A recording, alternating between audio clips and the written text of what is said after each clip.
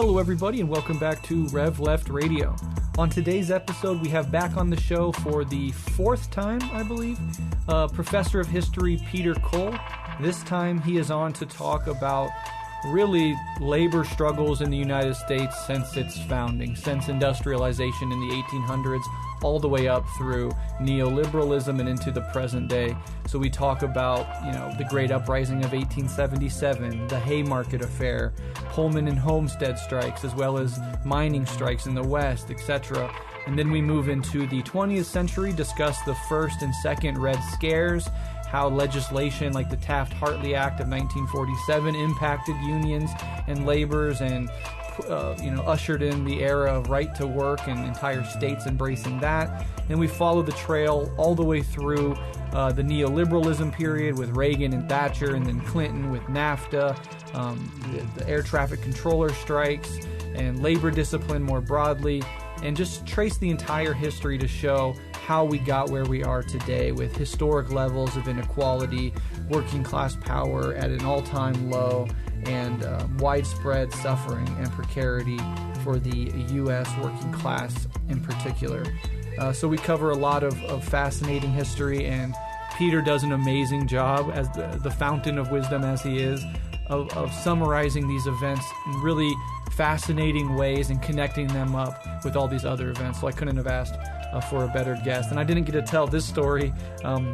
This episode is full of personal stories related to the content, but I didn't get to tell this one, which is just last week, waiting outside of my son's school to pick him up.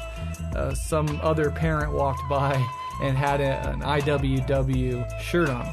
And I couldn't help myself. I had to reach out and say, hey, I absolutely love this shirt. I pointed to a wobbly tattoo I have on my arm, and we shared a moment of passing solidarity and amusement that two left-wing parents were passing each other at a school in a deep red state, no less.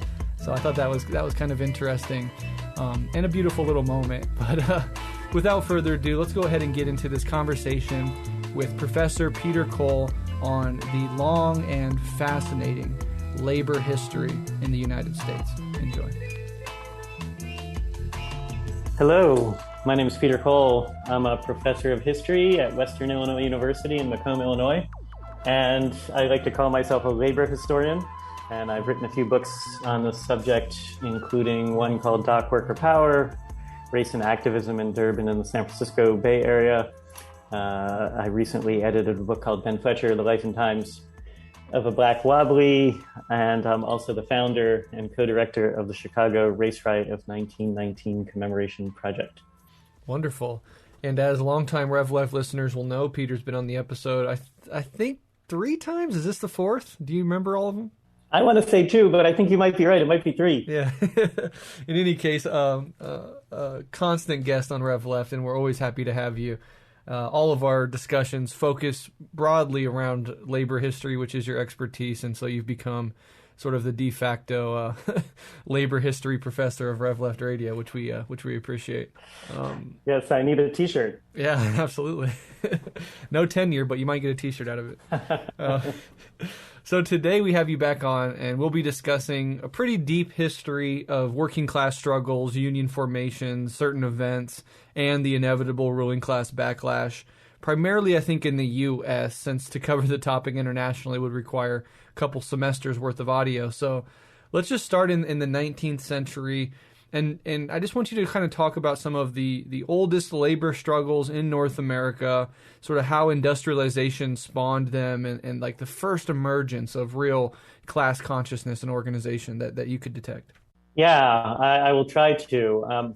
For listeners who might get their timeline a little sort of confused, it's really in the early to mid-19th century that industrialization comes into being as a concept. Before the 1800s, there really isn't industrialization, right? I mean, there's sort of the beginnings of mass production in various activities, but really it's in the early 1800s in England where industrialization first emerges, but also in the US, where we see labor struggles start to emerge almost as soon as workers exist. And so in the United States, in the early 1800s, a few Atlantic coast port cities start to be the locations where industrial production begins, Boston, New York City, Philadelphia.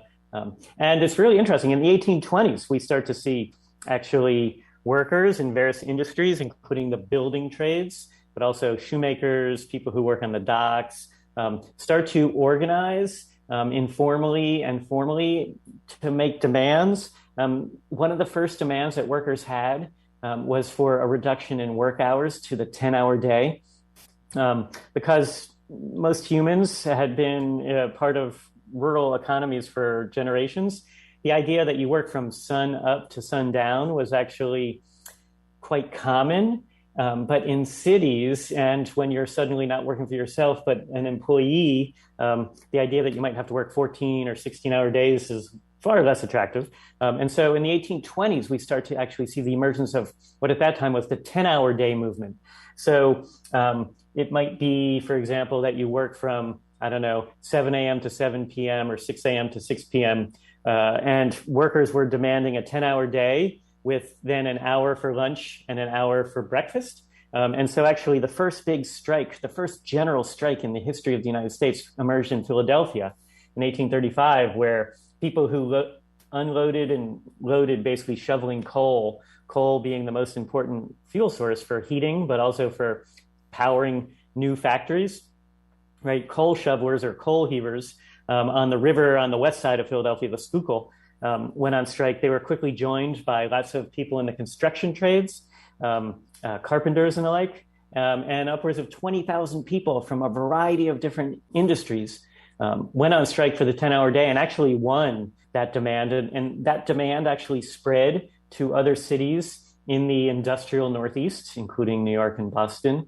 And then also in that same era, we see the emergence of working class political parties, often very short-lived, but like in New York City, for example, which was surpassed Philadelphia in population and soon economically by the 1820s, 1830s, you see the emergence of working men's parties. That was the term used, working men's parties, right? I mean, of course, at this time, women in no place have any political voice or political rights. But it's noteworthy that it'd be fair to call it something of a class-conscious party, right? Since they identify themselves as working men in opposition to, say, employers, elites, and the like.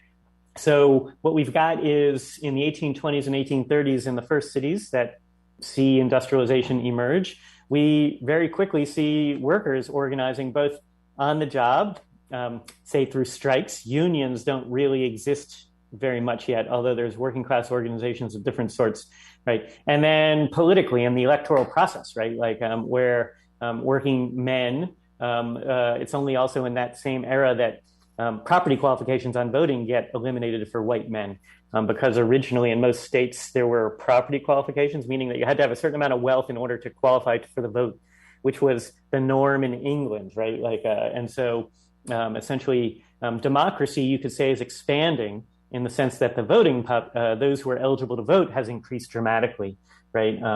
And Americans very much in this, what sometimes is called the early republic, are very mindful of that these are they consider themselves heirs to the American Revolution, but also in opposition to the monarchies of England and of Europe.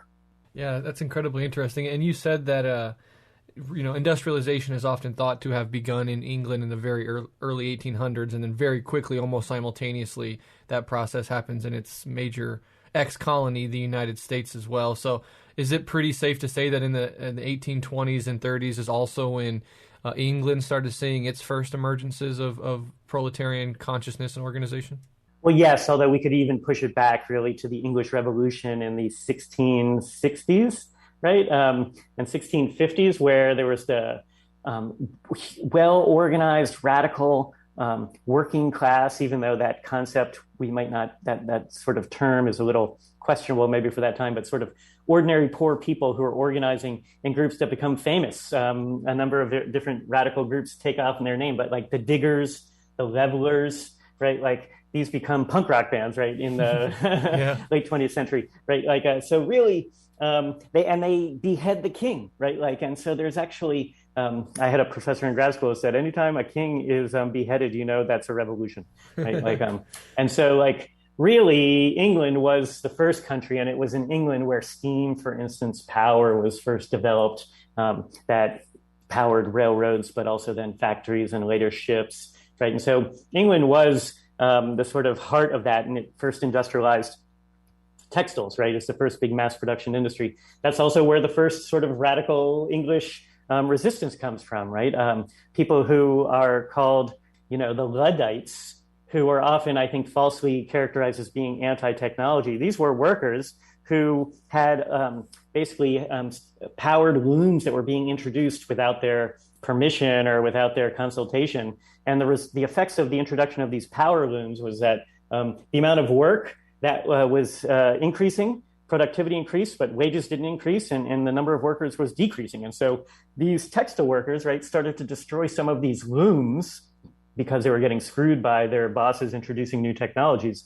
That became a de facto term, unfortunately, for just being anti-technology. But I always say it's not about being anti-technology, it's about not having the power over that technology, so that you get the fruits of your labor, right? And also sort of have a sort of job still, right? And so I think the term Luddite is often misunderstood, even though because people don't appreciate the origination of that. But that was really working class resistance in very early phase, right, to employers seeking to increase productivity without increasing wages. Yeah, and so really, what's happening in England and America are similar, right? Both are sort of resistance to emerging industrialization, but also in a capitalist economy where industrialization is being driven by employers, right, who are seeking to extract basically greater profit. You could have industrialization in a non-capitalist economy. I always think it's important to point that out, right? Like the Soviet Union, for better or worse, industrialized, right? They're a very different economic system. China, in recent generations, has industrialized. And so you don't need capitalism to industrialize, right? Because I think some people falsely assume that you could have to go through that phase. Maybe you do, maybe you don't. Honestly, I can't say. But my point is that industrialization is an economic process that's separate from who controls the wealth. Right. Absolutely. That's a crucial point. And that's a really interesting history. I mean, those are topics like the diggers and the levelers that we haven't covered, and even the Luddites. And you're right, that's like colloquially used as just being broadly anti-technological, but the struggles of the Luddites in some ways mirror the rising struggles that workers in the industrialized, post-industrial West are already starting to have and will continue to have with automation, artificial intelligence, self-driving vehicles. And so that, under a capitalist framework, workers are with new technology are forced to compete with new technology. Under a different framework, perhaps a socialist one, we could actually use technology to liberate more and more people from the drudgery of certain kinds of work while still redistributing the wealth that is created through those processes. So I think we're going to find interesting parallels to some of those past struggles. We already are and will continue to in the face of rising automation. Yeah, I just hate it when people say I'm a Luddite because they don't like their new iPhone or something like that. Yeah. And it's like, well, I some people, in fact, are suspicious of or hostile to new technologies. I get that. But the key, right, is like when we're thinking about in workplaces, and all the examples you gave are wonderful examples of how automation is affecting us today, especially in workplaces. I think that's the key. Absolutely. All right, well, let's go back to North America, which is our focus, the U.S., and let's focus on some specific struggles. And I think a good place to start is the Great Uprising of 1877. So can you talk about that and sort of lay out how that played out? Yeah, I just was teaching it in my intro U.S. history class. Nice. Just remember, everybody, 1877 is just 12 years after the U.S. Civil War ended, and that it's impossible that everything that came after 1865, is, especially in the immediate years and decades, was deeply colored by that, right? Because what was that was a war between different regions, and historians often think of the Civil War really as an economic war, right? Between those in the South who are trying to hold on to a pre-capitalist system, if you will, of unfree labor, right? And had to great wealth for those who are the owners, right? And then the so-called free wage system or free labor system that was emerging outside of the South, where slavery gradually had been abolished although, and so, you might think about the U.S. had two different economies coexisting, but ultimately that they came to blows, and that, not surprisingly, industrial capitalism beat pre-industrial agricultural sort of plantation economy, right? And so I also point that out because it was not a foreign or sort of unusual to imagine that there could be a war that's really sort of pitting not just regions, but sort of those with wealth versus those without. So that 12 years later, when the Great Uprising emerges, this looks a lot like the emergence of a new class war, right? And so in 1877, that was 4 years into a 5-year depression that began in 1873, nicknamed the Panic of 1873, even though it lasted for half of the 1870s. The result of that depression, the first since the Civil War, since before the Civil War, was that unemployment rose, businesses diminished, right? By 1877, actually, the economy was somewhat recovering, and the railroads, which were the largest corporations in America, in the 1850s and 1860s, railroads emerge as these powerful new technology, but also sort of the businesses, right, the corporations that managed and owned and ran the railroad lines, even though they were publicly financed in their construction, were the most powerful. That's why the Monopoly board game, right, has a railroad on each of the four sides, right? Even though nowadays railroads are far less important to our economy, we know the railroads were the most powerful. We also know that actually they had returned to profitability despite being in a depression because they were paying dividends to their stockholders, right? Nevertheless, in 1877, the four largest railroads decided secretly to reduce their workers' wages by 10% simultaneously. Why? Because they could, right? And so in the sort of the quest for greater profit, right? And so imagine that just every Friday you get paid, and then the next Friday you show up for your pay. If you work in the railroads, you get 10% less. Why? Just because, right? And so not surprisingly, people were angry about this. A small group of railroad workers in a small town called Martinsburg, West Virginia, were angry when they got paid in August of 1877 and basically stopped work, right? Strikes already existed, although they were not common. And there was not a big railroad union at this time. There were some small unions, but they largely had been crushed due to the Depression. And so basically workers went on strike in one place.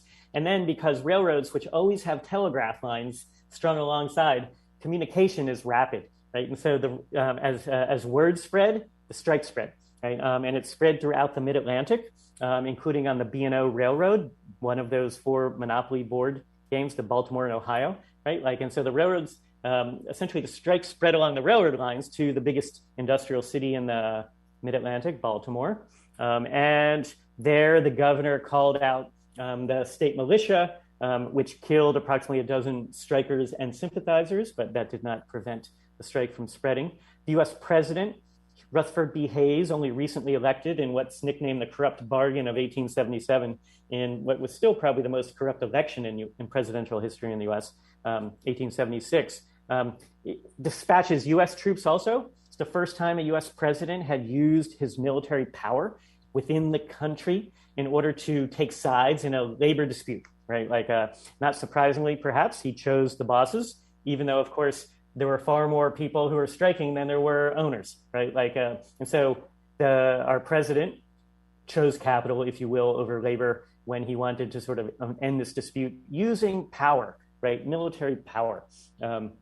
Despite that, the strike continued to spread. It spread westward along, again, the railroad line to Pittsburgh, which was one of the big industrial centers, and emerging as the steel capital of the country. There, the governor called in militia again. 20 people were killed by the militia, the crowd of strikers, and there were many strike sympathizers, people who joined the strike who were not working for the railroads. Basically destroyed a lot of Pennsylvania Railroad property, which resulted in more militia opening fire. 45 people killed in Pittsburgh in a day of clashes. The strike spread further west to Chicago, which was already the industrial city of the West, really connecting basically the natural resources of the West to the people and consumers of the East. And there, the Chicago police opened fire in a famous, quote unquote, famous local event called the Battle of the Viaduct in what's now the Pilsen neighborhood on the near southwest side. And the strike spread all the way to San Francisco, which was literally the end of the railroad line if you're traveling east to west on the first transcontinental rail line. There, unfortunately, white workers invaded the predominantly Chinese neighborhoods and started attacking Chinese people, scapegoating of Chinese being rampant. And just a few years later, right, really driven by the white working class of California, the U.S. government will ban future Chinese immigration, the Chinese Exclusion Act of 1882, right? And so what's happening is you have a national uprising, not coordinated by any union or any organization because they don't exist really, right? But nevertheless, what we're seeing is this uprising in city after city that lasted for upwards of 2 weeks, did not result in actually the sort of return of wages to the previous level, resulted in upwards of 100 people being killed, but also is really the first example of a national protest against what, it's honestly can be sort of a little vague. The railroad workers were, upset about their wage cuts, obviously. But what's clear is actually a lot of people were upset about industrialization and how it was proceeding, and that people were seeing themselves as being forced into this new system where you're basically a subservient, right, where you're not making much money. And this dream of America as being a place that was different than Europe, right, where ordinary people could live decent lives and be free, literally, but also economically, not just politically. That the fear was that industrialization, as it was emerging, was going to erode that, right?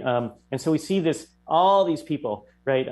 Because it can be hard to define what this Great Uprising really was about, right? It's not just about this narrow wage demand, right? It's also about really sort of frustration, right? The fact that it's 12 years after the Civil War is also, like I said, important because, like, it is not hard for Americans to imagine another war happening. Maybe this time workers versus bosses instead of, slaveholders versus anti-slavery people, right? It was just a decade prior, right? And some of these people were involved in the Great Uprising were very likely in the war, right? In the military, right? And so that was enormously important. And it basically, what it also does is show us what happens. It predicts what will happen. There will be a series of huge strikes in various industries and various cities, really for the next 30 plus years, right? Really, it doesn't stop until the 1930s. But we're seeing the beginnings of industrialization and the beginnings of a pushback on the part of workers against how it's playing. That is so interesting, and that's a period, that's a event that I actually had no clue about before, preparing for this episode. So that's very interesting, and of course, it's kind of interesting too because obviously I live in Omaha, and it's always been a huge railroad town, and the Union Pacific has a huge sort of headquarters here. And a few years ago, there was a wobbly friend of mine who was trying to, intensify the union struggle within the Union Pacific Railroad, and was actually asking me and a couple of my friends and comrades from the IWW adjacent left-wing circles to apply so that we could get more people into the jobs that making an intensification of the union struggle more likely. And so unfortunately I applied and I did not get in. But those struggles very much continue to play out, although in very different ways. And as you said, trains are not as important as they once were. Though that might change in the coming decades based on climate change and transportation and all of that. But it's very interesting. Railroad's just so important, right, for the economy. It's actually the most important industry pretty much in every economy that industrializes. And many workers in railroads become, in many countries, very active in their labor movements. Some actually have more conservative politics in which they just want to, enrich their own members' pockets. It's not necessarily bad, but very narrow vision, right? Others become quite, radical. I mean, the most important American labor leader that will emerge, right, is Eugene Debs, who emerges out of the railroad industry in the 1890s, right? And of course, he's not narrow in his vision of what labor and political power might bring. yeah, it's easy to sort of just not think about railroads. Historians and labor historians think about railroads a lot. Yeah, for sure. All right, let's go to another event, and this is one I think people will be, generally pretty familiar with on the left, especially, which is the Haymarket Affair, and it's a classic event in working class and left wing, specifically anarchist history in the United States. So, can you just sort of summarize that event and sort of highlight why it was so important? Yeah, it is deeply important. I say to students in my classes sometimes that it was in some ways the most important event in the United States from the Reconstruction era, arguably to World War One, right? Like, in that 2 generations or so, right? Like, because it's showing what in Chicago, where the Haymarket Affair occurred, Chicago had emerged as the third, then the second biggest city, but also the biggest industrial city in the country and really world, right? It's this huge magnet pulling workers from rural parts of America, like Albert Parsons, a white man from Texas, who had actually fought in the Confederacy, but then became a radical Republican, and with his Black wife, Lucy Parsons, moves because they can't basically survive in Texas any longer, literally. They moved to Chicago, to a place outside of the South where a multiracial couple might live in relative peace. But it also would pull people from other countries.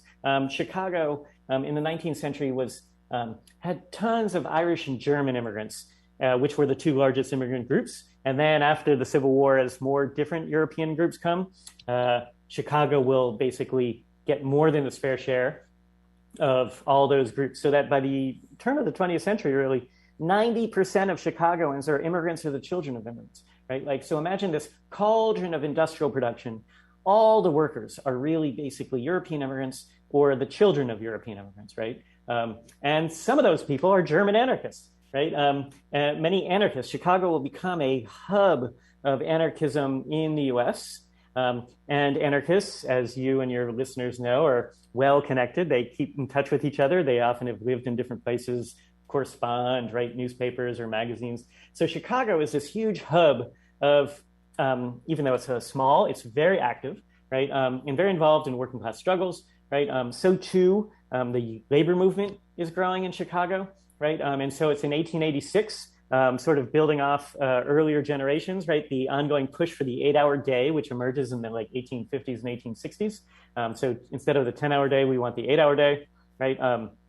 And on May 1st, 1886, in Chicago, but around the country, hundreds of thousands of workers refused to go to work in order to try to push their employers to convert to an 8-hour day.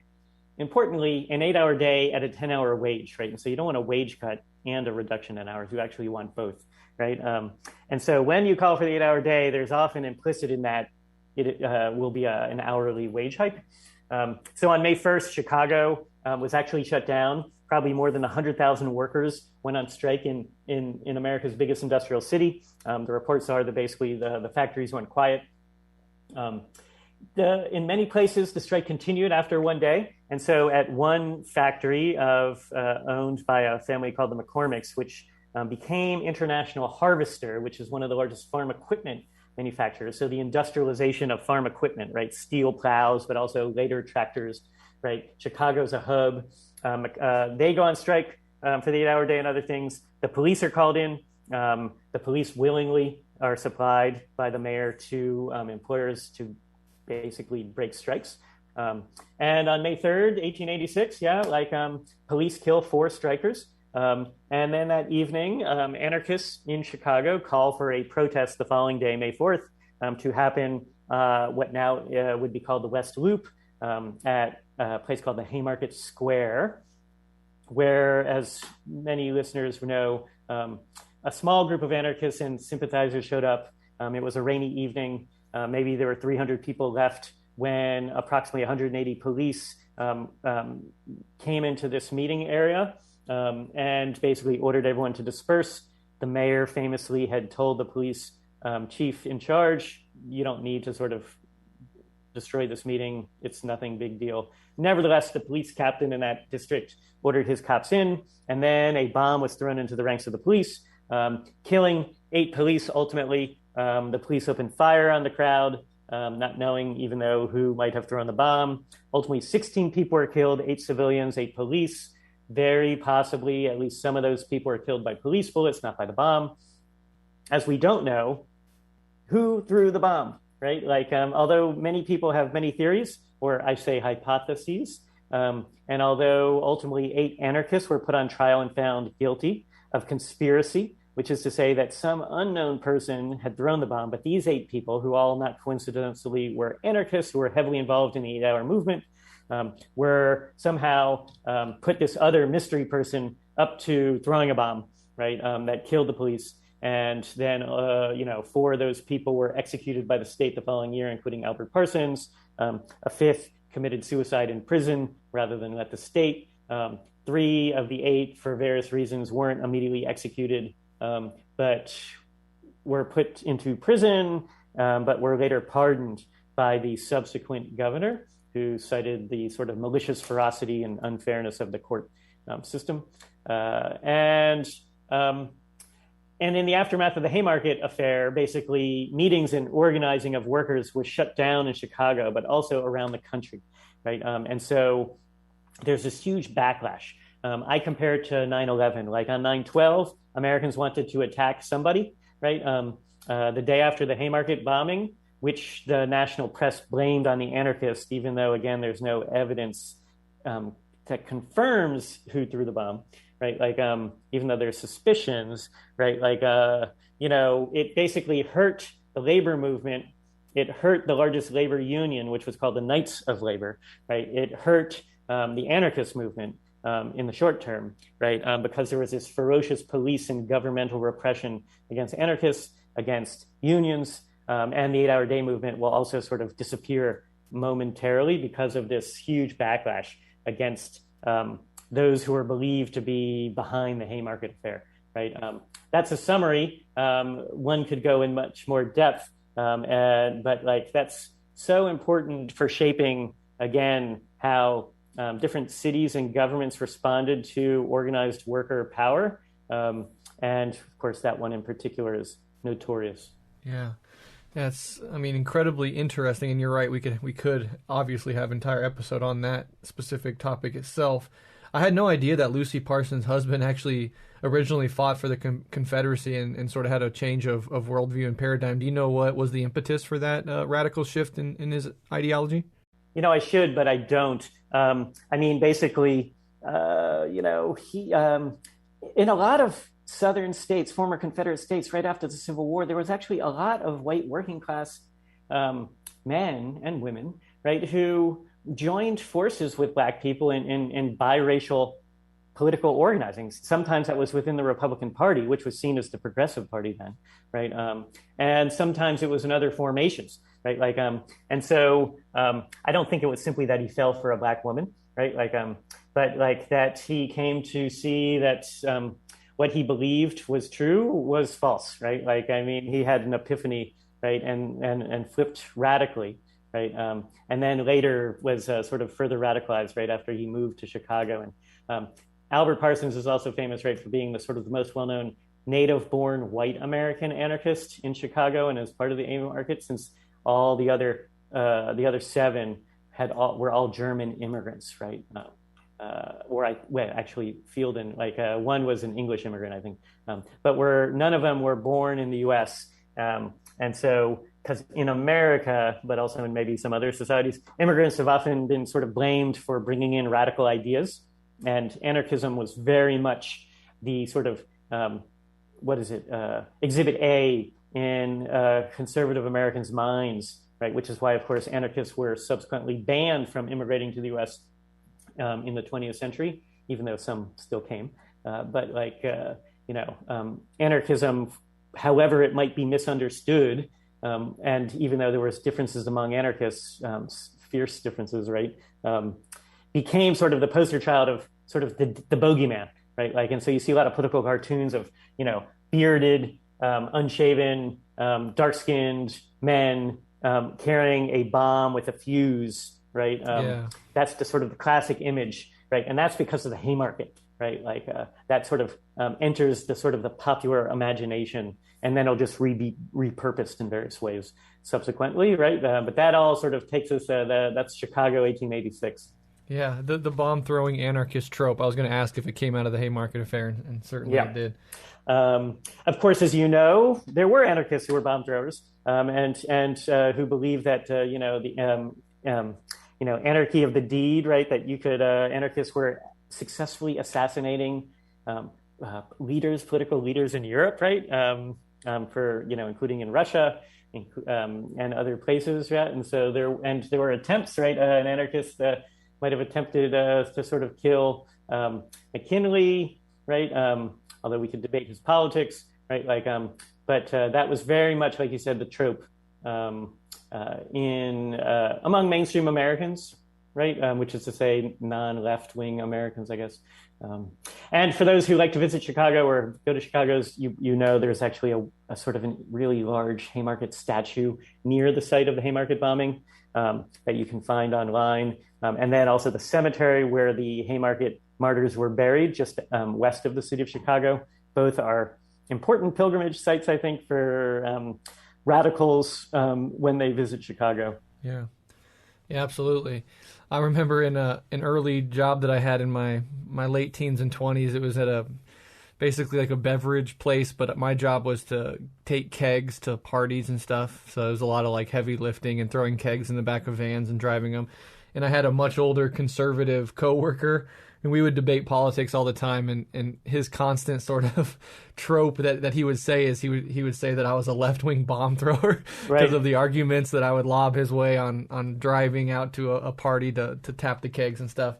And so it's so funny because the whole idea of a left-wing bomb thrower comes from this Haymarket Affair, but at the time, neither him nor I was aware that the trope was actually rooted in that history. It was just sort of a colloquialism that he tossed my way in friendly banter. It just made me think of that, which is interesting. Well, that's a great story. Of course, the average American doesn't know that the Soviet Union was our most important ally during World War II. Mm-hmm. Right? Yeah, exactly. So, it's a low bar. Yes.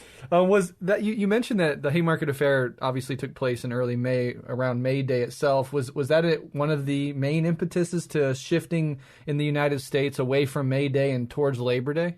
Yes, totally. So, strikes in May, which is to say after winter, which is to say when suddenly, say if you work in building, you might suddenly have more work. So it's actually, if you strike strategically, spring strikes or May Day strikes would be logical, to sort of, you don't strike in the winter because there's no work, right? Like you strike in the spring when suddenly there's a demand.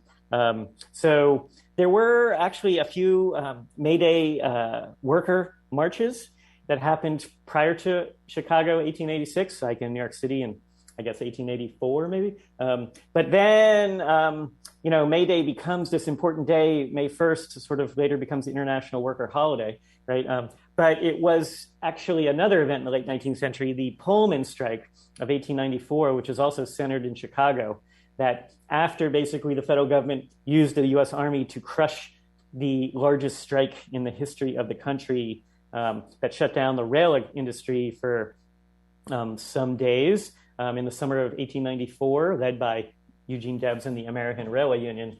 Right after basically the crushing of the Pullman strike, Congress unanimously declared a Labor Day holiday and put it on the first Monday in September, right? And so it's obviously like, well, this is what the government just did to workers, but we're going to give you a federal holiday. But we're not going to put it on May 1st because that already is tainted, if you will, by radicals who declared their own holiday on May 1st, 1886, right? And so in the U.S., we got Labor Day, but radicals continued to celebrate May 1st in the United States. But for reasons that I actually don't know the history of, in country after country in the 20th century, right? Of course, the Soviet Union and leftist countries in the 20th century adopted worker holidays and put it on May 1st. And then it spread. And so I don't know how or precisely when it spread, but in almost every country in the world, there is a Labor Day. In almost every country in the world, it is May 1st, even though that holiday was essentially born in the United States. But by putting it in September, the true history was essentially disappeared right in front of our eyes. Right. Yeah, and that's why I've always thought that trying to reclaim May Day, and for many years locally, left-wing organizations have come together and have done May Day parades and marched through the streets with our red flags and stuff to try to just sort of reassert the international importance of that date here in the U.S. And I guess this is Brett's story time, because everything you say brings up stuff that's happened to me. But on the last May Day, it was sort of in the middle of COVID, so we couldn't do the usual meeting. But I did hang a red flag out on my front porch, just as a sort of way to memorialize the fact that it was May Day, and fully not expecting anybody in my neighborhood to know what that symbol meant.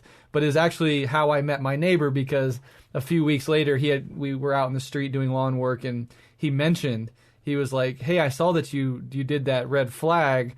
Just so you know," like he basically came out and said he's on the left as well, and he knows that stands for May Day, and it's awesome that we did that, etc. And so now me and him are friends, and we talk, and we've been over to his house and stuff. But it was all centered around the conversation of me hanging the red flag and him knowing what that meant, and me being utterly taken aback that he knew what that meant. So I thought that's a great story. Yeah.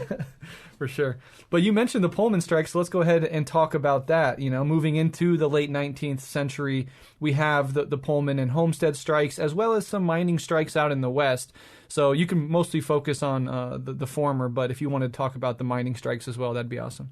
Of course. So what we're seeing, right, is like now industrialization has sort of been around for 2-3 generations, the late 19th century. America continues to rapidly industrialize. It transforms cities and regions. In the West, what it does is basically industrialization happens in say, years as opposed to decades, right? And so the huge demand for factories for things like copper, lead, in particular, as well as coal, result in this, the mining industry of many different minerals and metals will explode. There'll be hundreds and hundreds of thousands of coal miners, and several hundred thousand of hard rock miners, people who don't work in coal, especially in the Rocky Mountain West and in California, right? And so in these places, almost overnight, you go from quote unquote frontier to large multinational corporations that basically control the towns, right? Control the mines, after some prospector finds whatever, quickly sells out to some big corporation that has the capital to sort of develop, right? And so these hard rock miners, right, become some of the most militant workers, right? Many of whom end up forming first local unions and then forming the Western Federation of Miners, which becomes very militant, becomes, I always say that dangerous industries often produce militant workers, but also sort of collective work. No one sort of mines alone, right? And so this collective consciousness, of course, the United Mine Workers of America, predominantly coal miners in the East at that time, also was emerging, right? But in the West, highly militant, right? Increasingly direct action tactics, like so shutting down valleys, like dynamiting the railroad lines that comes into a valley to end the ability to bring in scabs, right? If there's workers on strike. Of course, companies use private police, but also have often the governor's state militias to array against them.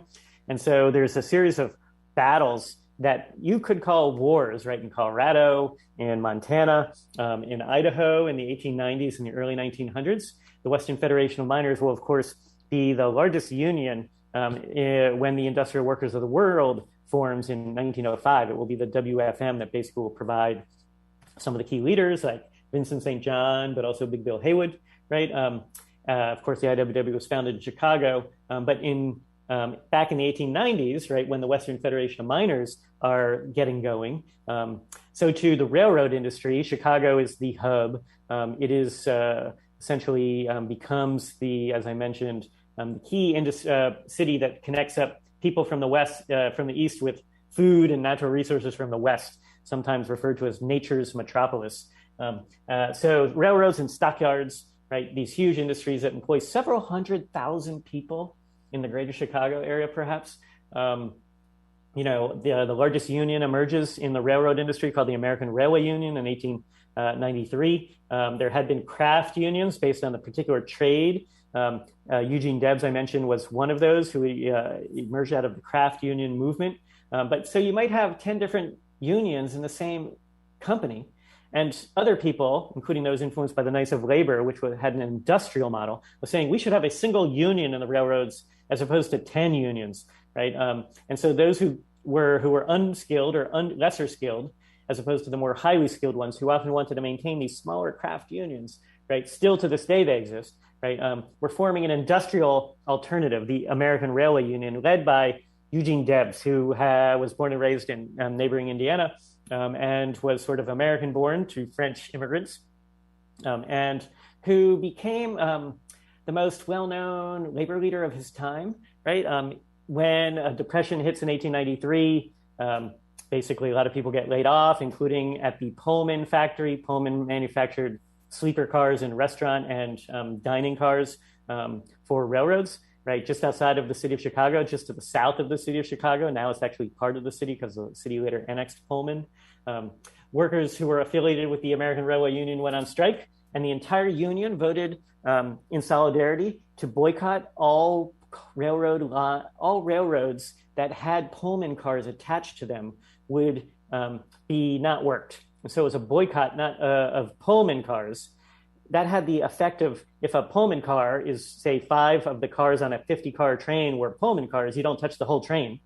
And because Pullman was the dominant producer of rail and sleeper cars, pretty much all passenger trains had Pullman cars as part of their lineup.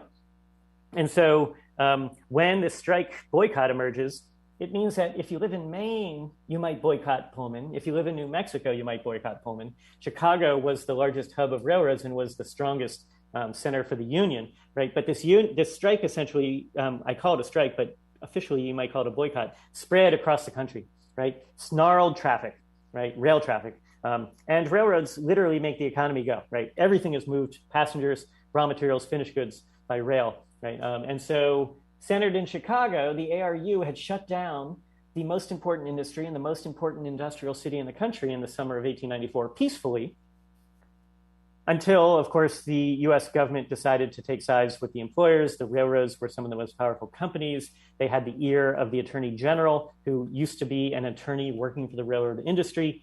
He provided information saying, if you put US mail on these Pullman cars and these boycotters don't work these Pullman cars, then you can apply to a federal judge for an injunction because these strikers are interfering with the delivery of US mail, which is a federal crime. And then the president will call in US troops, have an excuse, if you will, to do so. And sure enough, that's what happened. And then in 24 states across the land, there were clashes between the US Army strikers and their sympathizers. But, once the US Army got involved, essentially the strike was broken. And then a number of the leaders of the American Railway Union, including Gene Debs, were imprisoned in a small county jail about 50 miles northwest of Chicago called Woodstock, Illinois. And then that's where famously Debs had his conversion to socialism, right? Because he was hanging out in 1895 in a relatively comfortable prison where he could entertain visitors and read. And he and his friends basically hung out and read and then entertained visitors, including a prominent socialist named Victor Berger, a German immigrant who lived in Milwaukee, but who brought him copies of a book by Karl Kautsky, who was a famous Czech, German-based socialist and theoretician who was very popular in the late 19th and early 20th century among leftists in Europe and America. So too, a Scottish trade unionist and the first member of the Labour Party to be elected to Parliament, Keir Hardie, who was a Scottish coal miner. He also visited Debs in prison and also brought him and was encouraging him. So essentially, Debs was identified as this incredibly prominent labor leader who could be converted, if you will, right? And so he comes out of prison and within a few years helps form the Socialist Party of America and becomes then the standard bearer for the socialists for the next 20 years. But, he emerges out of the labor movement. And Pullman is essentially the most important strike that he was associated with, but also was a defeat, right? Like for the workers, right? The American Railway Union was sort of crushed, although not entirely immediately, and the Pullman company continued to operate non-union for some decades to come as well. But it shows the energy, and essentially, even despite these setbacks, you might say, right, it does not result in the end of labor strikes or labor union organizing. It actually often sort of stimulates further, right, albeit with often sort of some breaks in between. We sort of see an unending wave of strikes and unions organizing in the late 19th into the 20th century. Yeah, and I think that's a crucial point, because with the Haymarket Affair and then with the Pullman strike specifically, you do see this initial failure, but and you know, obviously any sort of revolutionary militant activity will draw in backlash and reaction. So that's always this push and pull of these events. But later down the road, they ended up facilitating higher levels of struggle, organization, etc. And that happens a lot in left-wing history. I mean, something that jumps to mind is the Easter Uprising in Ireland, in which it was, you know, it was an event that took place without a lot of mass support at the time among regular people, that was crushed and, you know, was a huge loss, but which galvanized Irish sentiment against English imperial, you know, pressure and occupation, and later went on to be the inspiration for the IRA and you know, battles that took place decades after this initial event. We have an entire episode on that if people are interested. But that is so often the case in left-wing history. An initial attempt, a defeat, but then a setting of the stage for higher and more militant levels of struggle down the line. Yeah, 100%. Well, you know, we're sort of leaving the 19th century here, and we're gonna move into the 20th. But I do want to touch on this, and this is something that your work really focuses on just broadly, which is this intersection of class and race. And throughout this entire history, you've mentioned, you know, the decades following the Civil War and then Reconstruction. Race played a crucial role. Can you talk about how race and class combined or came into conflict during this time broadly? Of course. I mean, that's why so many of us use this term racial capitalism, because racism and capitalism sort of co-emerge and sort of feed on each other in ways and sort of facilitate each other in some ways. You know, African Americans have essentially were the Southern working class, right? There were, of course, working class white people in the South, landless white people too, but arguably the majority of, well, pretty much all Black people were working class people in the South, which was where over 90% of Black people lived, right, in the 19th century. So we keep that in mind. Black people had lived in other parts of the country and will gradually start to leave the South for the Northeast, the Midwest, and the West. This is before the World War II initiated Great Migration, right? But race is important to understand because it's just a central fault line, right? America was founded upon white supremacy in some important ways. And so it's not surprising that race becomes a factor in workplace issues. Most importantly, employers who we must note are pretty much all white people and all pretty much white men, will use race as a wedge, right? And so not that working class people don't have some agency. Sometimes it was working class white people who embrace racism. But when, say, workers organize, employers will try to destroy unions or strikes by bringing in replacement workers, nicknamed scabs. Sometimes those scabs were Black. It is important to note that actually most strikebreakers in American history were white, right? But because racism is such this pivotal fault line, right, and sort of identity in America, white workers see the Black strikebreakers more than they see the white ones, right? And so strikebreakers often are associated with Black people, which is very unfair because, like I said, most strikebreakers were in fact white or European immigrants. Nevertheless, in the sort of collective imagination of many white unionists in the U.S., they see Blacks as strikebreakers. Now, that has multiple effects, right? In some cases, that results in unions trying to organize Black workers, which I would suggest would be the logical and appropriate action. The United Mine Workers of America, coal miners, were among those, very imperfectly, but in Ohio, in Alabama, in West Virginia, there are examples of African Americans and European Americans allying in the United Mine Workers for common struggles. And we're actually recording this just days after the 100th anniversary of the Blair Mountain War, right, in West Virginia in 1921. And there were a lot of Black coal miners in southern West Virginia who were active in the labor movement, right? And so we want to remember that, right? We also want to remember that most Black people who come out of agricultural backgrounds don't have industrial experience. And so they have to learn, they have to become class conscious, right?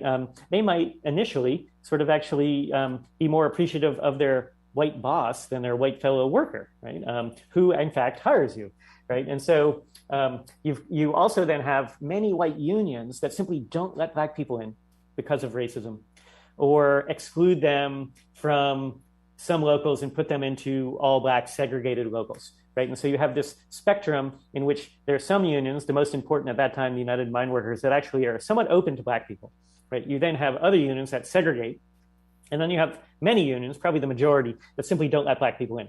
So if I'm a Black worker in Chicago or Philadelphia, and I'm learning essentially the lay of the land, I quickly learned that actually unions aren't necessarily my friends. Unions are sort of weapons used to keep me out, right? Which may result, and sometimes did result, in Black people, when white people go on strike, having no problem with breaking that strike, right? Because why should they respect a white union's picket line when in fact that white union won't include Black people, right? And so, you know, I mentioned the Blair Mountain War. Some of you might have seen sort of one of my favorite films, every labor historian's favorite film, Matewan by John Sayles, which is a fictionalized version of the Blair Mountain War, and then the sort of this feuds with the Hatfields and the McCoys, right? And the main Black actor in that was the late James Earl Jones, who plays this brilliant character who's a pro-union African-American coal miner who was brought in along with other Blacks, right, to break the strike that was predominantly of sort of hillbillies, right, and sort of Italian immigrants. But then the Black people joined the strike too, right, led by James Earl Jones's character, right? Like, and so you see in that film, like I said, fictionalized, but really a brilliant film shot largely in West Virginia, sort of the racial and ethnic dynamics, right? Because you also have all these people who are American immigrants, right? Like from Italy, from Poland, whatever. They're trying to figure out American race relations too, and which side, if you will, they're on and what their identity is, right? Italians weren't necessarily white, right?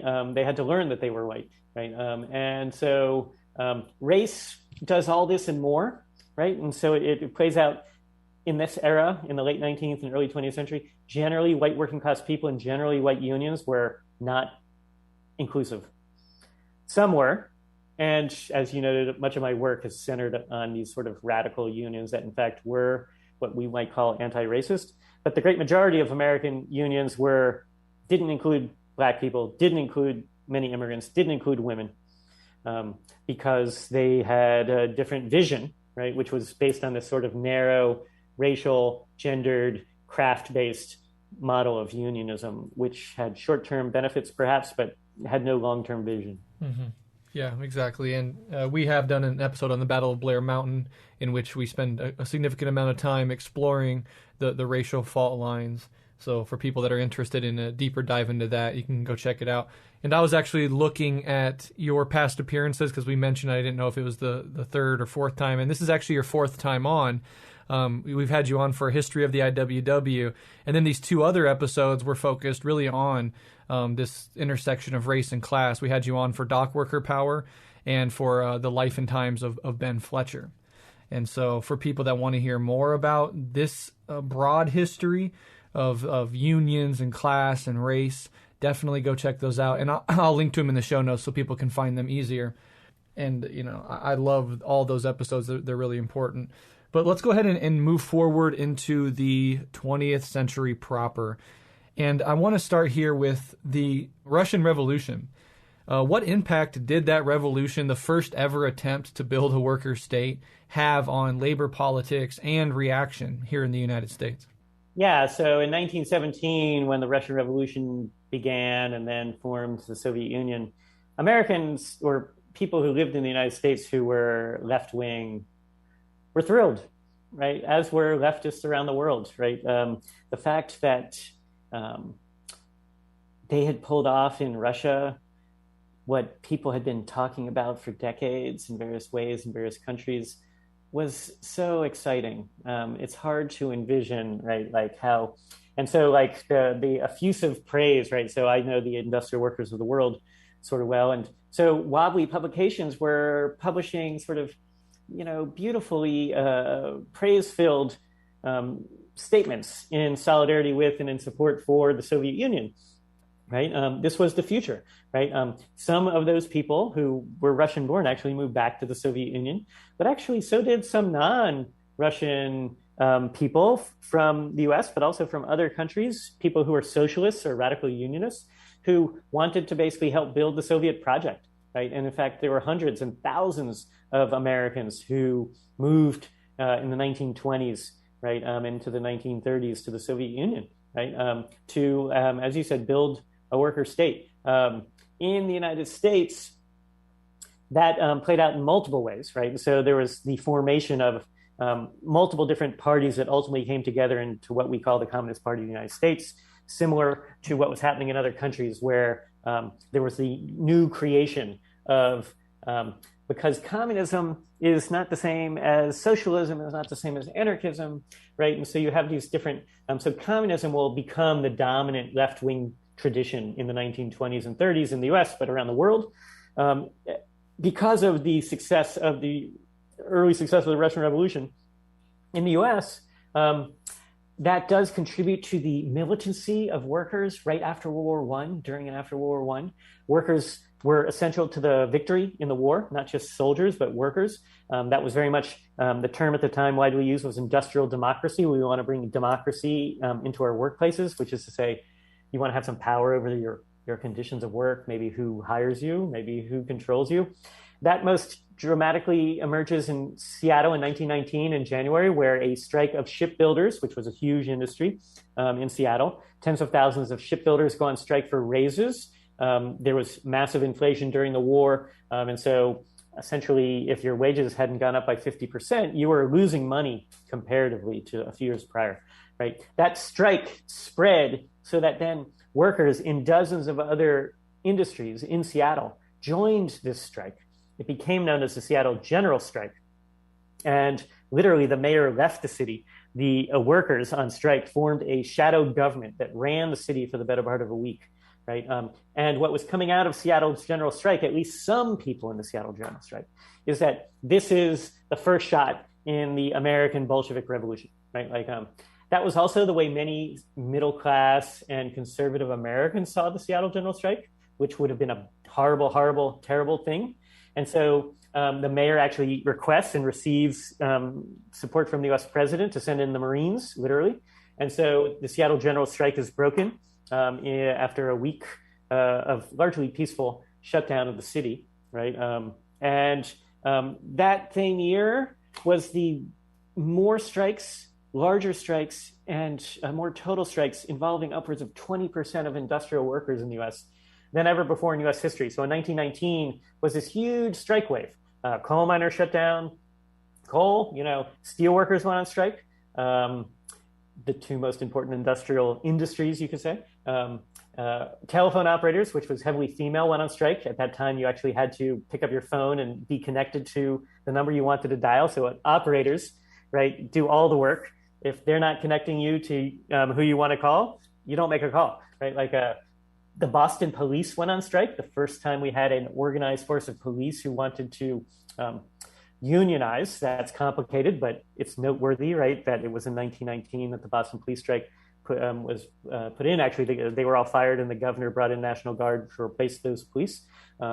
And other industries too, textile workers, et cetera. So 1919, part of that was sparked by the Russian Revolution, right? Part of it was sparked by upset over declining wages due to high inflation. Part of it was due to the inspiration that America helped make the world safe for democracy, and now workers wanted more democracy at home. Part of it, again, we can't quantify any of this, right? Like was clearly the inspiration from Europe, right? The Russian Revolution, which also sparked attempts at communist revolutions in Hungary and Germany that same year. The Mexican Revolution still ongoing. The Irish Revolution, sort of essentially not a communist one, although there was many left-wingers involved and leaders in the Irish Revolution for freedom from Britain, right? So it is a revolutionary moment, right? 1919 is sort of one of the dynamic years that, along 1968, as an example in the 20th century of a year of global protest. But in 1919, especially driven by the left. Yeah, that Seattle general strike is absolutely fascinating, and the fear of Bolshevism that it stoked in people is something I didn't know about either. And we're talking about 1919 and right after, during and after World War I, but the influence of the Russian Revolution on the New Deal and a lot of the fears of a Bolshevik-style revolution in the U.S. driving reforms to try to, release some pressure built up in the American economy. Is that fair to say?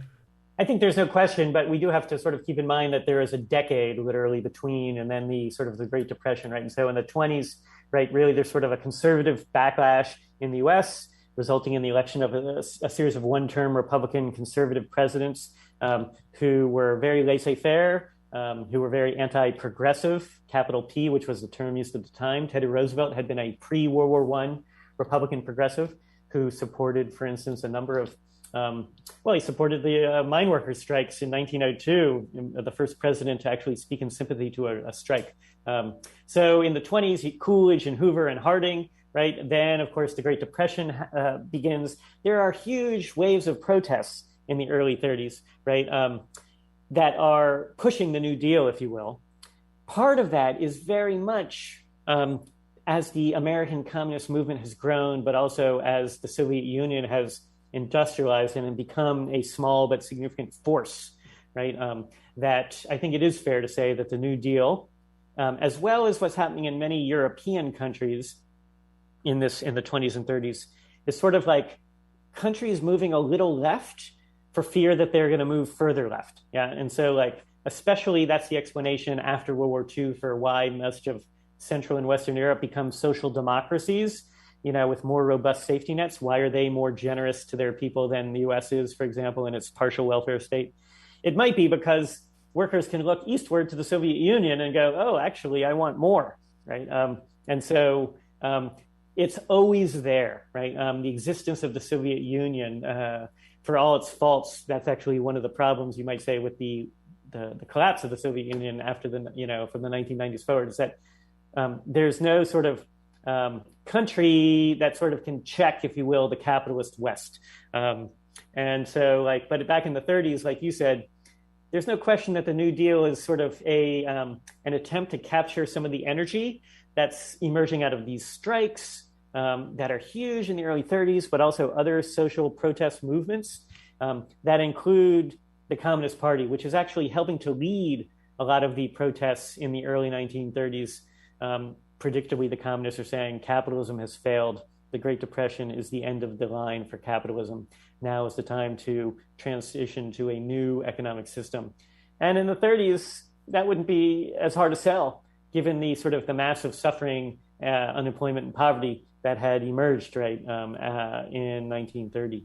Yeah, exactly. And it's just worth noting here that, behind these big liberal reforms that liberals even today love to sort of take credit for, the New Deal, especially, this is this is liberalism, this is reformism, it does work. But underneath the surface layer of that history is, of course, being spearheaded and pushed by militant radicals and revolutionaries, and the presence of an antagonistic alternative way of doing things over in the USSR.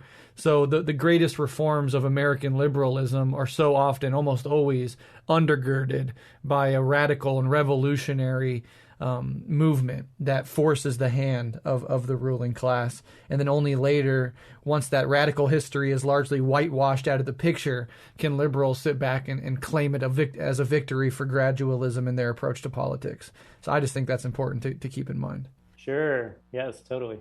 So let's move on and talk about the Red Scares. And there's two, large waves, the first Red Scare and the second Red Scare.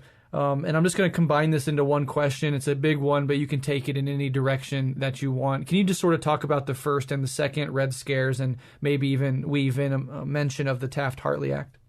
Of course. So red is the color of the blood we bleed, but it's also the color of the communist flag, right? And so red has often been associated, despite the fact that in modern America, it's become associated with the Republican Party, which is, from what I understand, is simply because some TV networks randomly decided to sort of make Republican states red and Democrats blue on the maps when they were reporting elections. And now we're all stuck with this dumb sort of thing. But so, Red Scare, fear of communism, even though now we might be fearful of the Republican Party, right? So the emergence of radicals during and after World War I, including the Soviet Union, but also in the US, results in this backlash during and after the war, led by the Wilson administration, who had these new laws called the Espionage and Sedition Acts to use as whips to use in court, including against the IWW, as well as anarchists, communists, unionists, etc. Right, and so in 1918, the Wobblies were the first victims, right, where several hundred Wobblies went into federal trials as well as at the state and local level. 1919, after the war's formal end, the Red Scares expanded to include anarchists, emerging communists, and others. Many immigrants who have radical politics are rounded up and deported. Most famously, Emma Goldman and several hundred others are thrown on a ship out of New York City, I think called the Buford, and deported to the Soviet Union. A friend of mine named Kenyon Zimmer is actually writing a collective biography of those who were aboard the Buford, which should be a wonderful future book. Simultaneously, all these strikes I mentioned were happening. And so there's also at the local and state levels, employers and governments who often collude. Often the American Federation of Labor sees the government as an ally and will sort of participate, sometimes very intentionally, in these anti-radical backlash or repression. There'll be a series of big strikes into the early 20s, but really then there's you might call it a quiet decade, where essentially the first Red Scare will contain, right, radicalism, will criminalize dissent, will have deported many people. There'll also be a massive change to congressional law that will radically reduce immigration for the next 50 years, partially because there is this association that it was immigrants who were driving all these strikes, and therefore we had too many. We need to Americanize. That was the term used. Immigrants. It's true that many immigrants hadn't even gotten their citizenship papers, and so there was also a big push to Americanize politically, but also figuratively. So that was sort of, in a way, some of the effects of the first Red Scare was immigration restriction, right? Crushing of unions, destruction largely of the most radical union, the IWW. The communists are still very small, right? In the 30s, due to the Great Depression, right, radical unions emerged, especially in the Congress of Industrial Organizations. And the CP is very involved in a lot of union activism, but also political activism. And even before World War II, it's in the late 1930s, actually, that the U.S. Congress, conservative Southern white Democrats, formed the House Un-American Activity Committee, HUAC, which is much better known for its post-World War II life. But before the war, actually, HUAC was investigating the CIO and communists, as well as Harry Bridges, a sort of a CIO leader on the West Coast who was an Australian immigrant, to try to get him deported. Actually, at this time, immigration and naturalization was underneath Department of Labor. It was only a little later that actually it was spun off into a separate federal agency. But the fact that immigration was seen as a workplace labor issue, right, actually speaks volumes about how immigration was seen, right? It was seen as we need to bring in workers from other countries to do our work, right?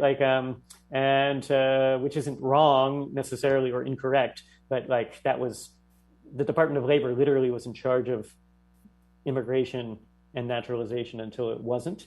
But then, during World War II, despite the fact that the Soviets were our greatest allies and we provided lots of material assistance to the Soviets, who were doing most of the fighting and most of the dying against the Nazis in Europe, there was a lot of suspicion. The United States actually didn't recognize the Soviet Union when it was formed, and in the 30s, actually under President FDR, the U.S.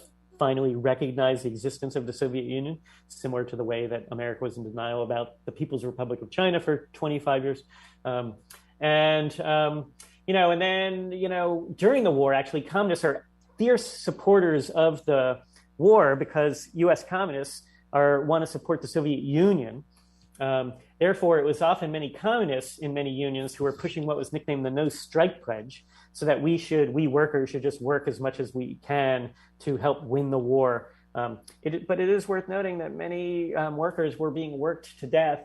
Many industries suffered a lot of accidents and injuries and deaths due to this high pace, and you were being pressured to work hard because are you not a supporter of the war, right? And so communists were very much a part of that. There was actually a lot of wildcats happening in the early 40s in war work, right? Of course, for many people, it's also an opportunity to simply improve their own lives, right? Because there's finally these huge labor shortages after 15 years of suffering. After the war, unfortunately, the Soviet Union and the United States quickly saw themselves as competitors and enemies. It's maybe not surprising, although the Cold War didn't have to take the look it did. There could have been many different futures where you had a bipolar post-World War II world with two powerful countries, the US and USSR. But what did emerge was from the US side, right, is that the Soviet Union, with our sort of junior partners in Europe, especially the UK, saw the Soviets as evil, expansionist, and must be contained. You can't go to war with the Soviet Union because they're too powerful, but you can contain them, right? And so there was an effort in the US and in Europe at first, right, to basically form a wall, which Churchill nicknamed the Iron Curtain, right, to prevent the further spread west of Soviet power. The Soviets, of course, had come from the East and had liberated all the countries from Nazi control in Eastern Europe, but then had imposed its will upon these new or newly independent nations like Poland, Hungary, Czechoslovakia, etc. Right? And so in the U.S., there's also a domestic Cold War, right? And a central part of that was in 1947 when Republicans, with Democratic allies, but in 1946, Republicans had retaken control of Congress for the first time in a generation and passed Taft-Hartley, nicknamed after the two bill sponsors. And they basically were trying to roll back labor's gains in the law, which was the National Labor Relations Act, or the Wagner Act, passed in 1935, which had legalized unions, strikes, forced employers to collectively to respect unions and bargain with them.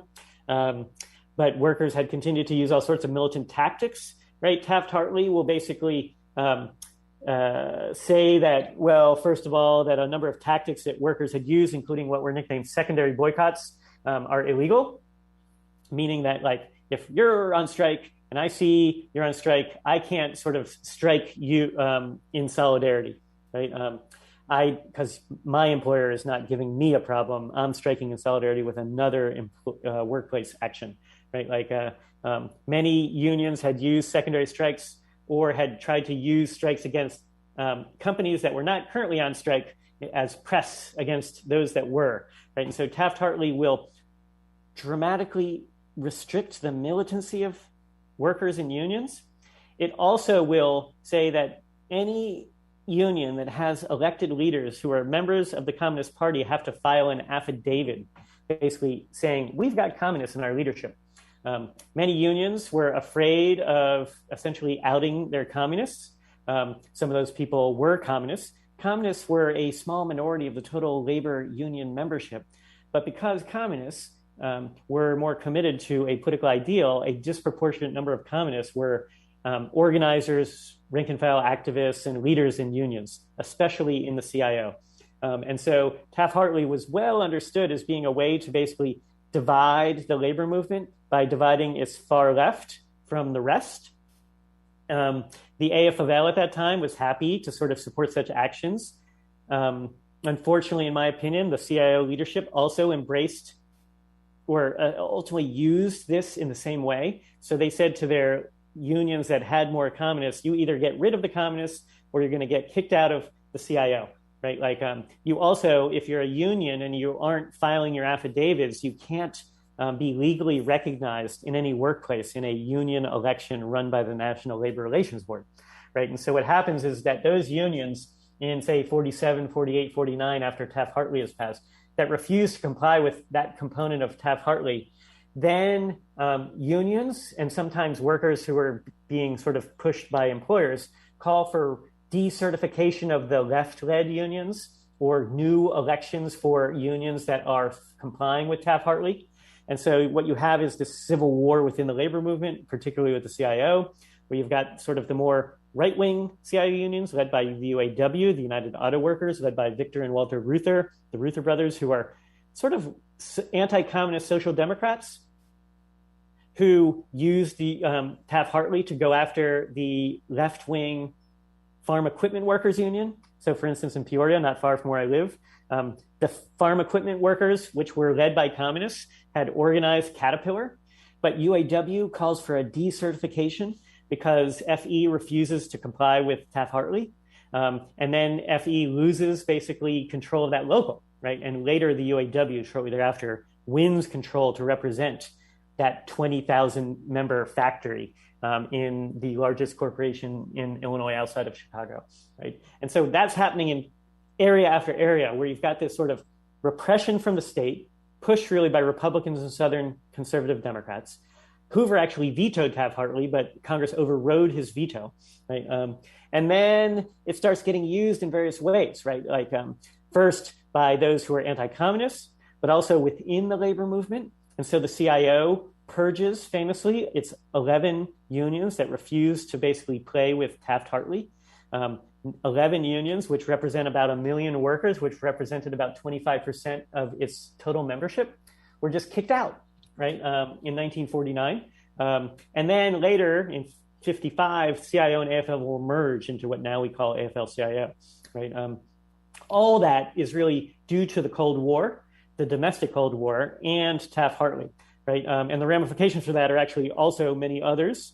But Taft-Hartley basically takes away some of workers' greatest weapons, but also sort of forces more unions, as had the Wagner Act before it, to sort of be more legalistic in its approach to organizing. Instead of organizing on the work floor, you've got lawyers who are suing because of grievances in basically NLRB courts, right? And so it diffuses a lot of the power of workers. And so a lot of people see this mid-40s, late 40s sort of period is actually a huge turning point for the worse, where that workers had gained a lot of power from the early 30s into the mid-40s. And then Taft-Hartley is a key weapon used to sort of release employers from worker power. The last thing I'll say about Taft-Hartley is it gives the president the power to basically end a strike if it's declared a national emergency, and then a 80-day, quote-unquote, cooling off period, right? And so presidents Hoover, Eisenhower, Nixon, others, Bush actually used it in 2002,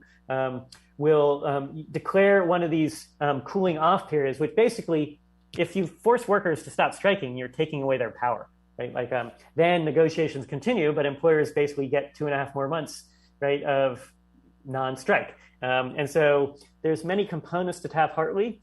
I apologize if I've rambled, but also if I've confused people, but it's enormously important. And that's why actually a lot of labor people in our times call for the repeal of Taft-Hartley. That seems like such an obscure demand, but a lot of labor's weakness within the America's moderate system is because of Taft-Hartley. Yeah. Well, I think you did an amazing job covering extensive, deep history there and summarizing it for us. I just want to make 2 points before we move on. One is there's that social democratic anti-communism that you see time and time again crop up, where social democrats will side with the powers that be and liberals and the ruling class more broadly against communism. Rosa Luxemburg was killed in similar circumstances, and to see that there was that presence within unions that was anti-communist just sort of adds to that, I think is worth noting. But the important thing I wanted to say, and it'll move us into a discussion of neoliberalism, is I often conceptualize the 20th century and these union struggles and labor struggles as this systematic deconstruction on the part of the ruling class of the power of unions. And the first Red Scare is obviously this just brute force, repressive attempt at like suffocating these anarchist and anarchist adjacent union movements. And then with the second Red Scare and the rise of communism, you have the Taft-Hartley Act and this attempt to de-radicalize through legislation these unions, to chop off the left revolutionary wing of unions broadly. And then when we move into the neoliberal era with Reagan in the U.S. and Thatcher in the U.K., there's this final attempt to, especially here in the U.S., eradicate union power altogether. So it's like this accelerating attempt on behalf of the bourgeoisie, broadly conceived, to de-radicalize through different strategies the unions, and then to actually, de-unionize the working class more broadly. And here we are in the 2020s with historic inequality, virtually no real American middle class, quote unquote, that you can conceive of, especially for younger millennials and Gen Zers, and just a general precariousness and lack of ability for the working class to have any representation whatsoever. And I see it as a large, historical process.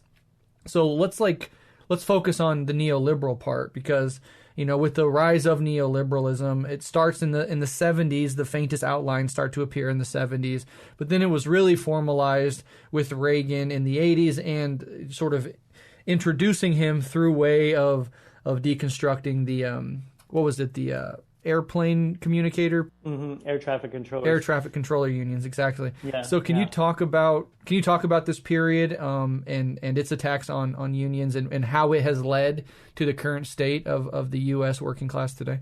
Of course. I mean, so in the 1970s, right, is when a lot of people sort of see the rise of neoliberalism, and then expanding in the 80s with, as you said, the election of Reagan in the United States and Thatcher just prior to that in the UK, as sort of these UK being one of the largest economies also in the world, right? Like, it's also important to remember that, organized labor in the US had sort of screwed itself because its leaders and many of its members had actually supported the war in Vietnam, right? Like, longer than most. And so for a lot of younger people, right, they don't see unions as our allies. They see them as actually big labor, common term, then sort of supporting basically this imperial venture, right?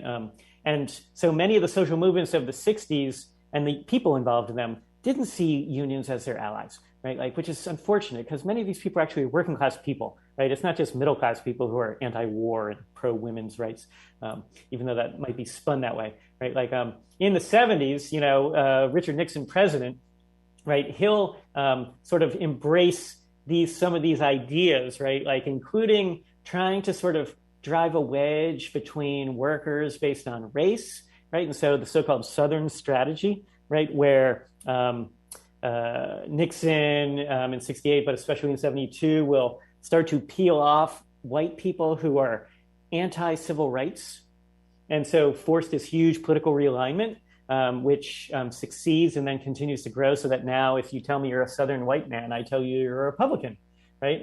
Because the great majority are, right? It used to be the reverse, right? It's actually because the Democratic Party changed. The Democratic Party became more open to racial equality, and so those who were in the Democratic Party who were uncomfortable left over time, right?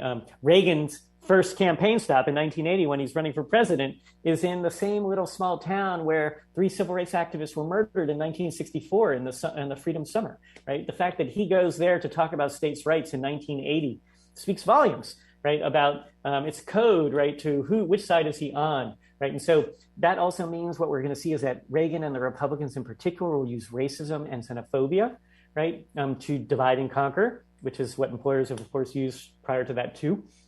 Of course, Reagan, ironically, had been a union member. He was the head of the Screen Actors Guild in the 30s. He will later become a ferocious Cold Warrior, right, an anti-New Dealer, and will also, basically collaborate with the FBI to try to get people in his union who he believes to be communists arrested and imprisoned in the late 1940s. right?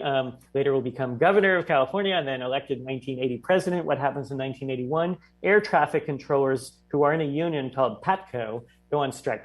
PATCO actually had gone on strike before against Nixon, or threatened to, and Nixon had sort of basically folded a little.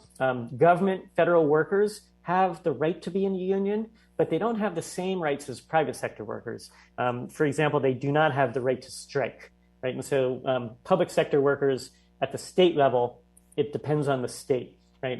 But at the federal level, air traffic controllers was and still is you're actually technically a federal government employee, right? Like they were striking for raises and other demands. It's actually a very hard job to be an air traffic controller. Paid pretty well, but incredible stress, right, on being an air traffic controller, right? And basically, rather than negotiate with the PATCO union, Reagan just fired the entire workforce. Basically brought in the short term military air traffic controllers to run the grid, although in the short term, like for several weeks, it sent ripples. I actually happened to be with my parents in England on my first trip overseas as a 12-year-old, right? And we were stuck in London for an extra day, right? Because when Reagan fired the workforce, there was no plan. It actually just, and in the short, for a moment, right, created havoc, right? Like Thatcher had actually done something similar, right, in the late 70s and early 80s, where she provoked these strikes, especially in coal mining, to basically destroy the unions in the UK, right, which had been very much affiliated with Labour, the party Labour, which had done things like nationalize the railroads, nationalize the healthcare right after World War II, right? So Thatcher and Reagan really have to be understood as sort of two peas in a pod, right? Like that they're both pushing the same agenda, this right-wing, white, conservative, anti-union, pro-Cold War agenda, right? Like, and after Reagan fired the air traffic controllers, many more companies, when strikes were happening, would do the same. So basically, even though the decline of labor had begun prior to PATCO and election of Reagan in terms of union membership, there had been a beginning of a decline. We see in the 80s a huge decrease in the number of union members and the number of workplaces represented by unions, essentially because corporations took the lead of Reagan, right? Like, so for approximately 30 plus years, 40 years, unions generally had a decent deal with the government, right? Like you might say, far from perfect, but better than previous. Beginning in the 80s, we see a shift. And that, of course, continues to this day, really, where when we look at the decline in union membership, union density, the percent of American workers in unions, right, it's plunged, right? And so you really see that take off in the 80s, right, and accelerate. Simultaneous to that, Reagan and the Republican Party was promoting so-called free trade agreements that basically would make it easier for corporations to move production as well as operations as well as its capital to any country it so wishes, simply because, right? Like to facilitate capitalism, right? And so that won't actually gain steam. That will gain steam in the 80s. It won't be until the right-wing Democrat Bill Clinton becomes president, right, that he gets what Reagan and Bush had wanted, which was NAFTA, right? Like with a small minority of Democrats and mostly Republicans, right? He gets that through Congress when he gets it ratified, right? But that's another important part of neoliberalism, right? This idea that states shouldn't essentially regulate corporations, right? And that corporations should have the ability to move. Humans, ironically, don't have the ability to move freely, but corporations do, right? Like including their production, and then they're not taxed, right? When we import their production, what they produce, right? Like, and so that's also an important part of neoliberalism. And Reagan was also central to that, even though it didn't bear fruit, if you will, until Clinton pulling the Democratic Party rightward, you could say, succeeds, right? Because Democrats had resisted. It's also a great way to, of course, discipline labor, because if capital can move across borders, workers can't. You have a factory where workers are starting to unionize. The best, easiest thing for you to do after NAFTA is just move that factory to a different country, or at least use the threat of being able to do that as a way to discipline labor. Thank you. And actually, I have to sort of do a detour and say another whole huge part of Taft-Hartley, which I forgot to mention, is the creation of right to work laws, right? That it basically allowed states to opt out of the Wagner Act. And so what Taft-Hartley did was allow non-union states to be bastions, right? And so even before companies moved from, say, the US to Mexico, companies were moving from, say, a more strong union area like Michigan to a rural southern place to, say, produce cars. So that's why the auto industry essentially moved domestically, right, within the country. So yeah, they jump. But before that, corporations were doing the same things, playing states and cities off each other, right? And so a friend of mine named Jefferson Cowie wrote a great book in the late 90s called Capital Moves. It was about the RCA Corporation, which manufactured radios, the largest manufacturer of radios, that produced in Camden, but then moved down to Memphis, where it hoped to get a more pliable workforce and failed, and then moved to Mississippi, and then moved to northern Mexico, right? And so once NAFTA opens the door, right, and actually before NAFTA, the government had started to create some treaties that allowed corporations more, quote, flexibility, unquote. But even before that, corporations were doing the same damn thing, just pitting less union-friendly states with lower wages, right, against those that did have those sorts of more worker-friendly regimes. Yeah, so crucial to understand those things. And if you want to understand the present inequalities and present condition of the U.S. working class, or just the working class internationally, understanding these processes and how they played out and how they were consciously constructed to do certain things on behalf of the interest of the ruling class is crucial to understanding the present conditions all around the world. And so you did a wonderful job of summarizing that and driving that point home. I think I want to end on a question that sort of looks forward. Do you think that we will see a rise in labor struggles, working class organizations, and even militant labor unions in the coming years, given how devastated the U.S. working class is currently? Yeah, well, I always say the same thing. Historians, we're still trying to figure out what happened last century. And so I have no better, crystal ball than you do. Sure. But we clearly are in the midst in the U.S., but also in many other countries, of growing militancy, growing left-wing activism in various sorts, whether it's protesting against Israeli-owned ships in Oakland or Vancouver because of Israeli bombs dropping in Gaza or taking houses in Jerusalem, right? We're seeing it in the growth of radical unions like the IWW, but also even right now when we're recording, there's more strikes happening than there have been in some time. Nabisco, where there's this multi-factory strike happening in multiple cities, right? Happening, right? So we're seeing, it seems like, it has not resulted actually yet in a dramatic increase in the number of union members or the number of workplaces organized by unions. The Amazon Bessemer, Alabama campaign springs to mind, right, as an example. So we're seeing more activism where, right now we haven't yet seen that sort of bear much fruit.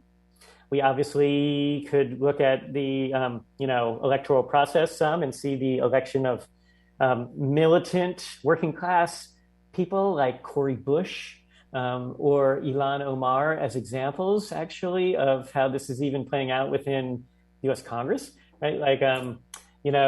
I do think, like you said, and it's sort of obvious, growing oppression and repression often results in growing activism. And so, the massive debt that many people have, student debt and other there's frustration. The massive frustration over the climate crisis that we are in results in, protests in northern Minnesota against another pipeline, the Line 3, right? And so I do think, right, I don't think I'm original, right? I do think that we will see more specific workplace action, right? Both union and sort of in addition to union organizing, right? Because strikes and unions sometimes are overlap, but sometimes are distinct, right? It seems impossible that it won't continue to grow in the short term, in the short and midterm. What will the outcomes be? I really have no idea. But it does seem like that there is, for many people, no alternative, right? Like if COVID and inequality and climate and racism and xenophobia, or what happens in Texas where suddenly you can be sued for maybe driving someone to get an abortion, right? I mean, we're in a very sort of dynamic period, but there's clearly more activism happening now than there was 10 years or 20 years ago, including worker activism. Absolutely. And more working class or radical ideas are percolating into the more mainstream American consciousness.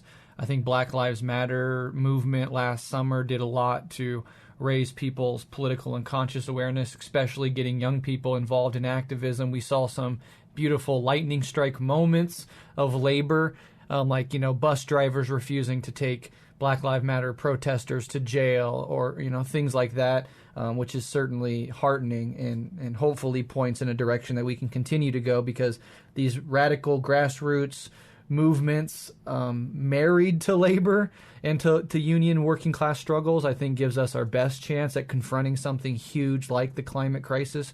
For example, some key strikes in some key industries with specifically climate-oriented demands could change the entire game. And we know that labor going on strike in some key industries, shutting down the flow of capital, the capitalism as a system and those who rule over it cannot stand such breaks in the flow of capital. And so that is a choke point that can be taken advantage of in the coming years. And I just do want to shout out Nabisco workers and any workers that are on strikes right now. And of course, something we haven't covered yet, although I want to, is the beautiful protests against Line 3.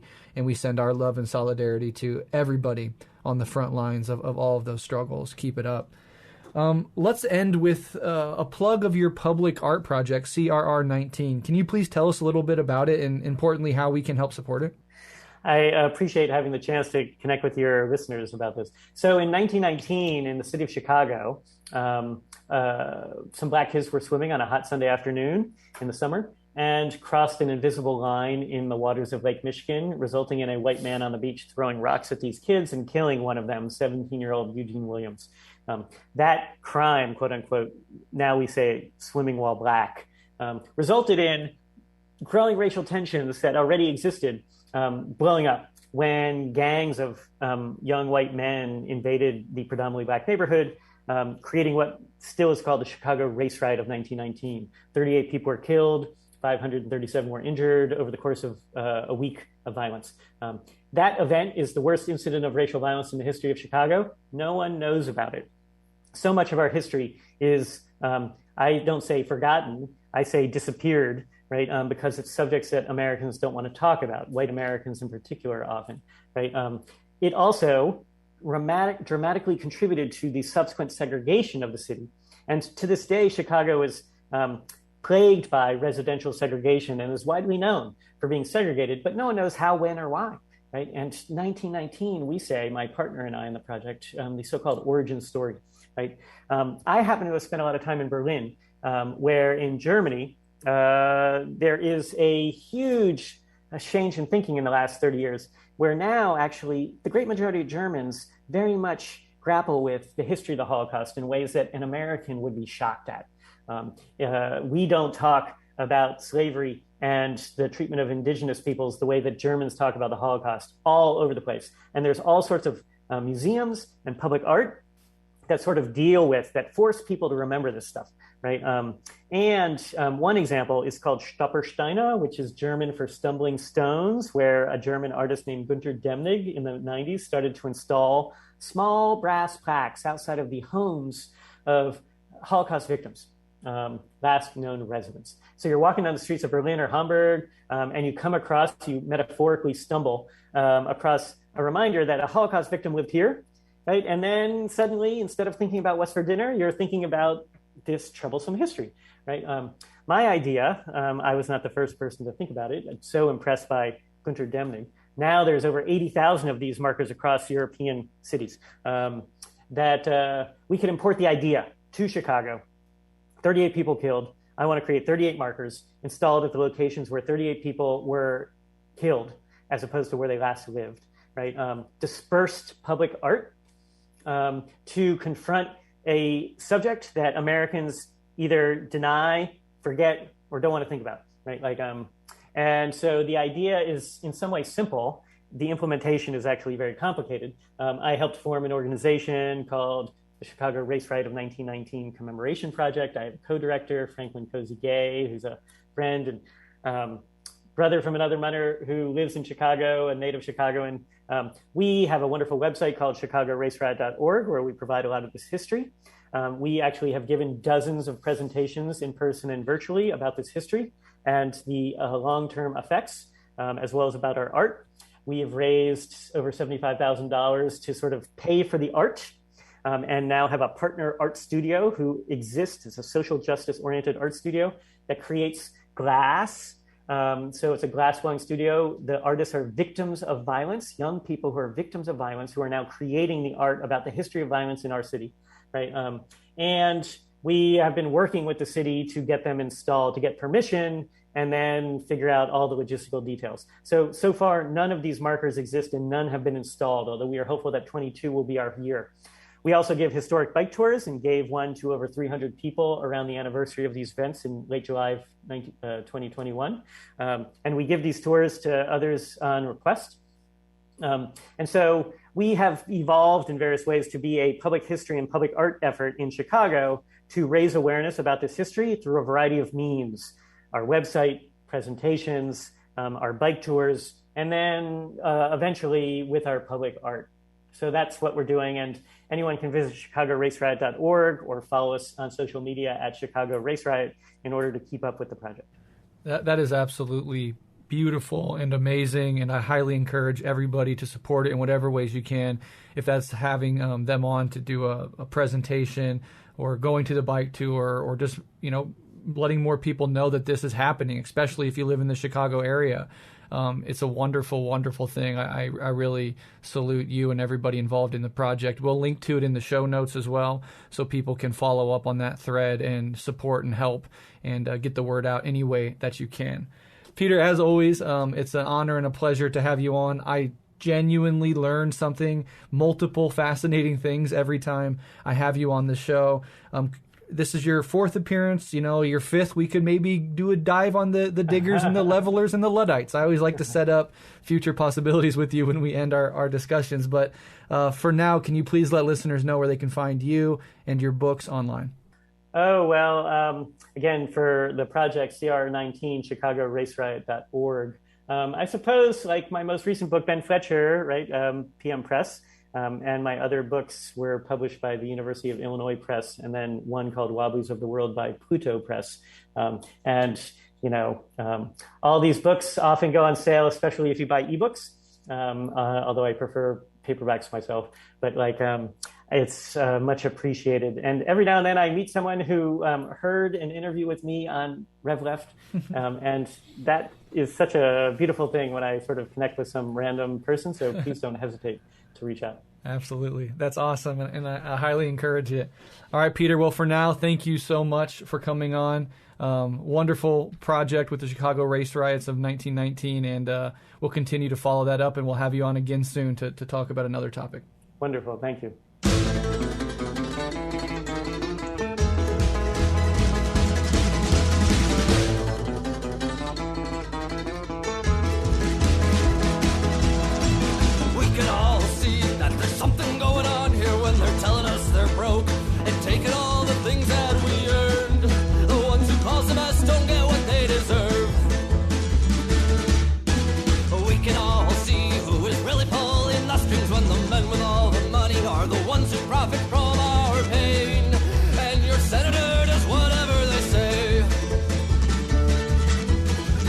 Question now is just how long will this go on before we figure out we should tell them to go to hell. Evictions for the bottom, bail up money for the top. Let's revolt, let's resist, let's rebel.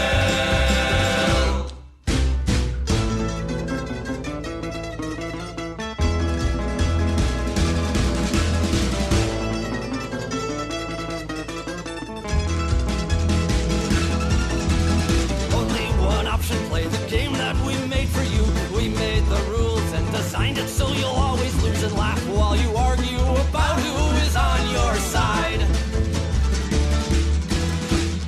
your days, give us all your youthful energy. Go to our stores, drive our cars, feed our machinery. Relentless pursuit of our money fulfills your life. Let's take what is ours until these bastards learn to share. Refuse to leave your home and tell the banks to go to hell. They got us to believe that it's okay, that it's unfair. Let's revolt, let's resist, let's rebel. We're ignoring the fact that there's something going on here. We're about to be trampled by all the elements